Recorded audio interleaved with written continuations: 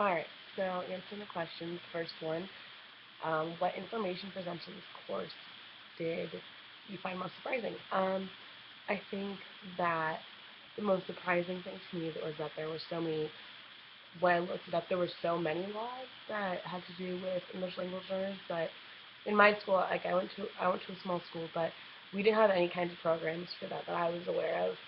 And I know we had a ton of Korean exchange students, but I didn't see any programs specifically for English language learners, which I think would have helped a lot, but it wasn't in my school, despite all the laws that exist, which makes me wonder why we don't do that. I'm assuming it has to do with funding or not having teachers that are well trained, because a lot of the teachers that school were there for a long time. Um, let's see.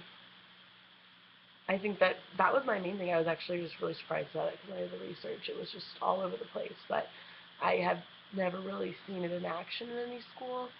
Um, but that might just have been my school, but I know that I just haven't seen it anywhere. Um, I don't feel totally comfortable discussing all the particular theories and concepts about what works well for English language learners, but I think that the book and like some of the discussions that have been had have helped. I don't feel totally comfortable with it yet, but I think that eventually, with continued research and everything, I will. Um, as with the class as a whole, I online classes are kind of tough just because it's so easy to let things slip or whatever. And it's hard too because you don't have any kind of connection with any other people in the class, and a lot of time having that sense of community can help.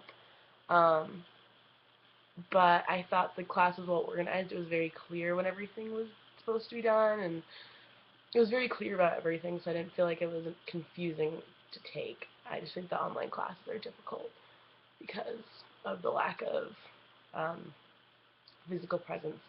But overall, I think it was a good class, and thank you so much.